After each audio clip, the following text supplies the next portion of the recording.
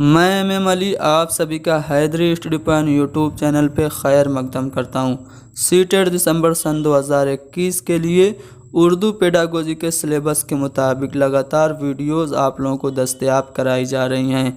इस ज़िम्न में आज हम लोग उर्दू पेडागोजी के 5वें टॉपिक जिसका नाम है कवायद का किरदार यानी कि रोल ऑफ ग्रामर को डिस्कस करेंगे और इससे मुताल्लिक सभी अहम जानकारियां आप लोगों को दी जाएंगी और आप लोगों को ये भी बताया जाएगा कि कवायद की तदरीस के तरीके कौन कौन से हैं और उनसे कैसे सवाल पूछे जाते हैं और इस सबक से मुताल्लिक जितने भी अहम पॉइंट्स हैं वो भी आपको डिस्कस कराए जाएंगे और आखिर में इस चैप्टर से रिलेटेड जितने भी सवाल सीटेट में पूछे गए हैं उनको भी बारी बारी से हल कराया जाएगा। यानी कि ये वीडियो आप लोगों के लिए बहुत ही ज़्यादा इम्पोर्टेंट है। वीडियो को लाइक करें, शेयर करें, कमेंट करके ज़रूर बताएं कि वीडियो आप लोगों को कैसी लगी। अगर आप लोगों को सीटेट के लिए उर्दू पेडागोजी का मुकम्मल नोट्स प्लस सीटेट का पिछले साल का क्वेश्चन पेपर आंसर की के साथ चाहिए तो आप हमें व्हाट्सअप कर सकते हैं 72 75 54 98 90 पर। जब आप हमें व्हाट्सअप करेंगे तो आप लोगों को एक सैंपल भेजा जाएगा जिससे आप लोगों को यह अंदाज़ा हो जाएगा कि हमारा नोट्स किस तरह से तैयार किया गया है। आपको उस सैंपल के लास्ट में कुछ डिटेल्स दी गई होंगी जिन्हें फॉलो करके आप हमारे इस नोट्स को हासिल कर सकते हैं। तो चलिए शुरू करते हैं उर्दू पेडागोजी का 5वां टॉपिक जिसका नाम है रोल ऑफ ग्रामर यानी कि कवायद का किरदार। इसमें कहा यह जा रहा है कि ज़बान की तदरीस में कवायद के किरदार को लेकर माहिरीन लिसानियात में इख्तिलाफ पाया जाता है। यानी जो लिंग्विस्टिक्स हैं वो ज़बान की तदरीस में कवायद के किरदार को ग्रामर के रोल को लेकर अलग अलग राय रखते हैं। वो कवायद के किरदार और उसकी तदरीस को अलग अलग नज़रियात से देखते हैं। कैसे नज़रियात से देखते हैं तो चलिए देखते हैं। कुछ माहिरीन तालीम कवायद को एक अलहदा मजमून की हैसियत से पढ़ाने की हिमायत करते हैं। यानी कि कुछ साइकोलॉजिस्ट का मानना यह है कि ग्रामर को आप एक अलग सब्जेक्ट के तौर पर पढ़ाइए, तो वहीं कुछ माहिरीन तालीम का मानना यह है कि कवायद जो है वो तदरीसो आमोज़ी अमल का एक हिस्सा होना चाहिए। यानी कि ग्रामर को हम टीचिंग लर्निंग प्रोसेस के तहत ही बच्चों को पढ़ाएं। ठीक है, आगे बताया जा रहा है कि बच्चा अपनी मादरी ज़बान बगैर कवायद की तालीम के ही सीख सकता है। यानी कि बच्चे की जो फर्स्ट लैंग्वेज है, मादरी ज़बान जो माँ बाप की नकल करके माँ बाप की तकलीद करके सीखी जाती है, उसके लिए ग्रामर की ज़रूरत नहीं है। कवायद की ज़रूरत अमूमन सानवी ज़बान की तदरीस में यानी कि सेकेंड लैंग्वेज की टीचिंग में और उस लैंग्वेज की साख्त को यानी कि स्ट्रक्चर को समझने के लिए पड़ती है। यानी कि ग्रामर हमें फर्स्ट लैंग्वेज या मादरी ज़बान में उसकी ज़रूरत नहीं पड़ती है, लेकिन ग्रामर की ज़रूरत कब पड़ती है? सेकेंड लैंग्वेज में पड़ती है। सेकेंड लैंग्वेज का जो स्ट्रक्चर है उसे समझने के लिए। अब देखिए कवायद की तदरीस के कुछ तरीके हैं जो कि आप लोगों को जानना बहुत ही ज़रूरी है। इसी से सबसे ज़्यादा सवाल पूछे जाते हैं। पहला जो तरीका है वो है इस्तिखराजी तरीका, जिसको हम लोग डिडक्टिव मेथड यानी कि निगमन विधि कहते हैं। तो ये कवायद की तदरीस का रिवायती तरीका है। ग्रामर टीचिंग का जो पुराना तरीका है वो डिडक्टिव मेथड है। इसमें क्या होता है तो इसके तहत तलबा को पहले तारीफ़ें और उसूल रटवाए जाते हैं, फिर उनका इस्तेमाल कराया जाता है। यानी कि पहले ही बच्चों को रूल्स और फार्मूलाज बता दिए जाते हैं, मेमोराइज करा दिए जाते हैं, रटवा दिए जाते हैं, फिर उनका यूज़ कराया जाता है।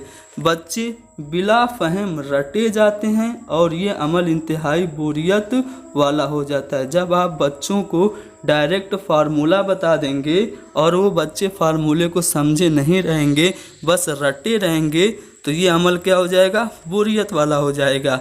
जो इस्तिखराजी तरीका है इसमें टीचर क्या करता है, फ्रॉम अननोन टू नोन जाता है, यानी कि नामालूम से मालूम की तरफ जाता है। बच्चों को पहले ही एग्जाम्पल नहीं देता है, पहले बच्चों को रूल्स बताता है जिससे बच्चे क्या होते हैं जानकारी नहीं हासिल रखते हैं, यानी कि पहले ही वो रूल से वाकिफ़ नहीं होते हैं, और जब रूल से वाकिफ़ नहीं होते हैं तो उसे बिना समझे रटते जाते हैं, जिससे ये जो मेथड है डिडक्टिव मेथड, ये बोरियत वाला हो जाता है।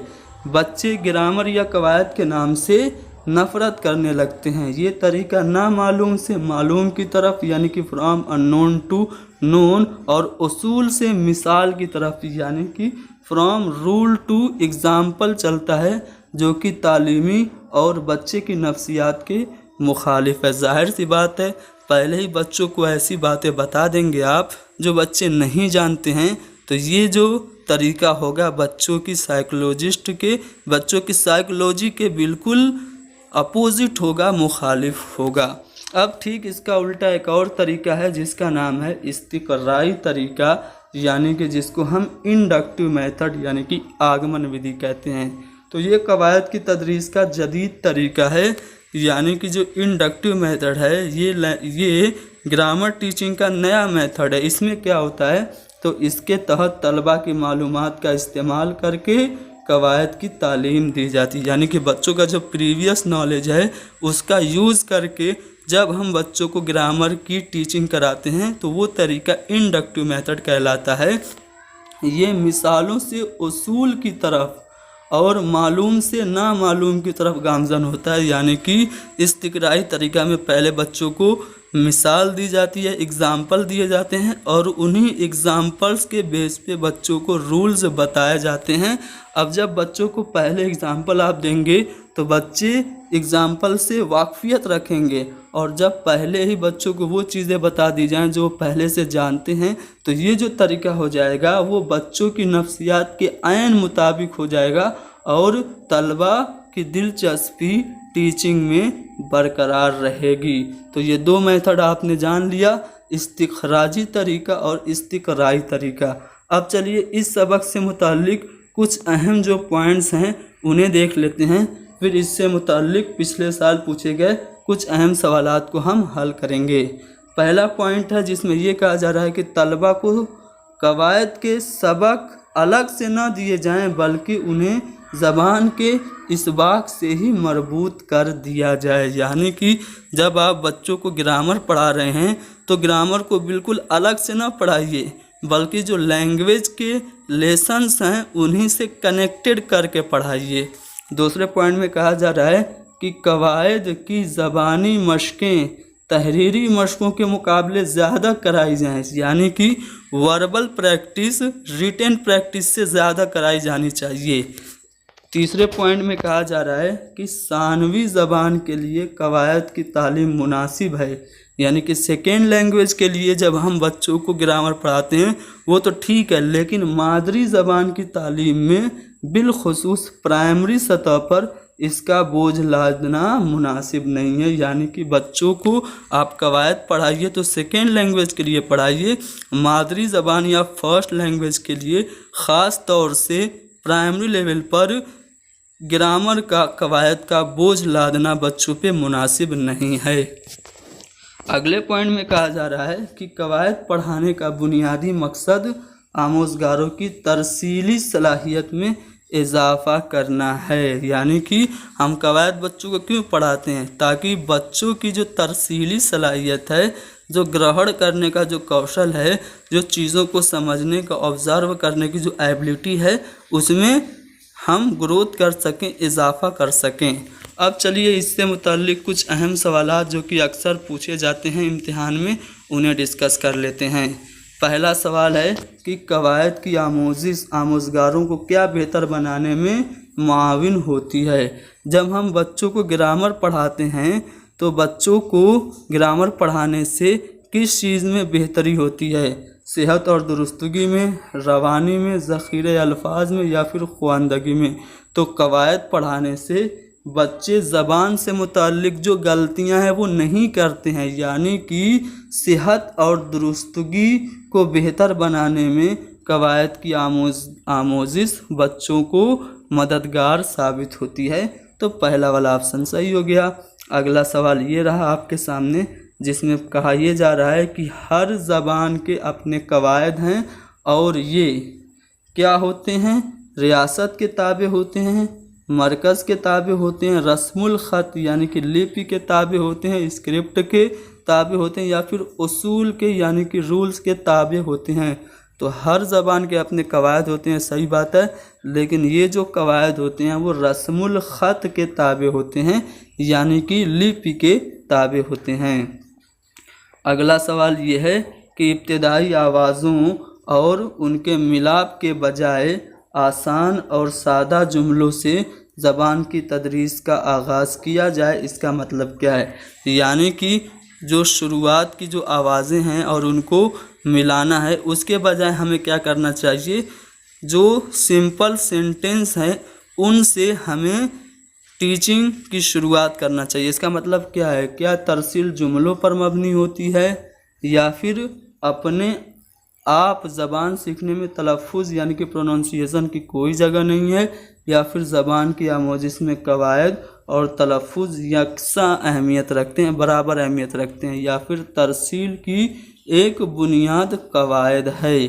तो इब्तिदाई आवाज़ों और उनके मिलाप के बजाय हमें आसान और सादा जुमलों से ज़बान की तदरीस की शुरुआत करना चाहिए। इसका मतलब ये है कि तदरीस जुमलों पर मबनी होती है। पहला वाला ऑप्शन हमारा सही जवाब होगा। अगला सवाल ये है कि कवायद सिखाने में ज़बान में कैसी मदद मिलती है? ख्वानदगी, इस्लाही, रवानी या फिर तादाद? तो कवायद जब हम बच्चों को सिखाते हैं तो बच्चे ज़बान से मुताल्लिक़ गलतियां नहीं करते हैं, यानी कि कवायद सिखाने से इस्लाही मदद बच्चों को ज़बान से मुताल्लिक़ मिलती है। अगला सवाल ये रहा आपके सामने, इसको आप ध्यान से पढ़ेंगे। पढ़ने का नीचे से ऊपर अंदाज़े नज़र ज़ोर देता है, यानी कि जो पढ़ने का नीचे से ऊपर है, फ्रॉम बॉटम टू अप है, वो किस पर ज़ोर देता है? क्या पहले आवाज़ होती है, फिर हिज्जे, फिर जुमला, फिर लफ्ज़, या फिर लास्ट में होता है आपका हर्फ? तो मैं आपको बता दूं, सबसे पहले हम क्या इस्तेमाल करते हैं? सबसे पहले हम आवाज़, पढ़ने में हम क्या करते हैं? पहले आवाज़ करते हैं, ठीक है, आवाज़ सीखते हैं। उसके बाद हम लोग क्या करते हैं? हम लोग हर्फ सीखते हैं, फिर हम हिज्जे, उसके बाद लफ्ज़, और सबसे आखिर में हम जुमले बनाते हैं। यानी कि जो सही हमारा क्रम होगा वो आवाज़, हर्फ, हिज्जे, लफ्ज़ और जुमला ये होगा, जो कि नीचे से ऊपर का अंदाज़े नज़र होगा, यानी कि हमारा जो दूसरा वाला ऑप्शन है वो करेक्ट होगा। आगे बढ़ते हैं अगले सवाल पे। ये सवाल अच्छा है, ध्यान से देखेंगे।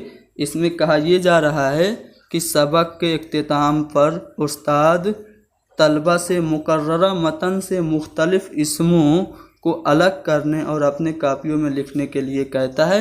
ये डैश की मिसाल है, यानी कि पहले टीचर ने सबक पढ़ाया और जब सबक ख़त्म हो गया तो जो सबक में जो नाउंस के प्रकार हैं, जैसे कि इसमें मार्फा, इसमें नकरा, इसको अलग करने के लिए कहता है और अपनी कापियों में लिखने के लिए कहता है।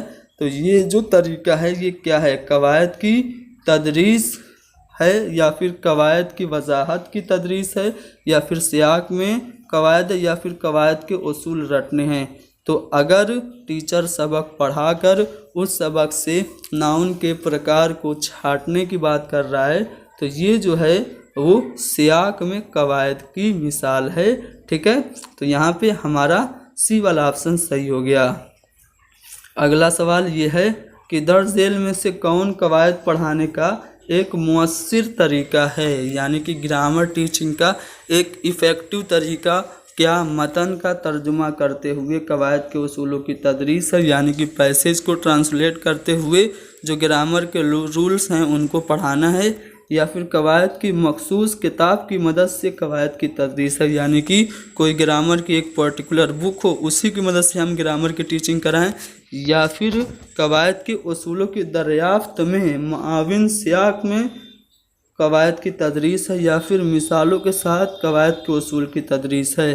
तो यहाँ पे कवायद पढ़ाने का जो सबसे अच्छा तरीका है वो ये है कि कवायद के उसूलों की दरियाफ्त में जो मुआविन सियाक हैं उसमें हम क्या करें, कवायद की तदरीस दें, यानी कि सी वाला ऑप्शन हमारा सही जवाब हो गया। ठीक है, आगे बढ़ते हैं अगले सवाल पे।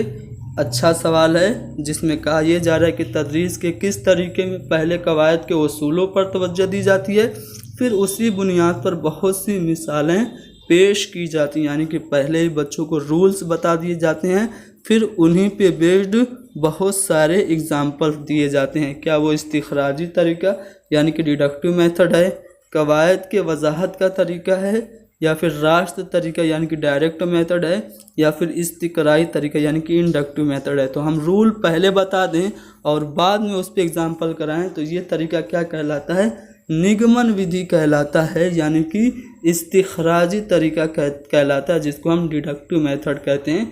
तो यहाँ पे हमारा पहला वाला ऑप्शन सही हो गया। तो दोस्तों आज के लिए इतना ही बस। उम्मीद करता हूँ कि वीडियो आप लोगों को पसंद आई है तो लाइक कीजिए, ज़्यादा से ज़्यादा शेयर कीजिए। इस सबक से मुताल्लिक और भी बहुत सारे मारूजी सवालात हैं जिनको हम लोग अपनी अगली वीडियो में डिस्कस करेंगे।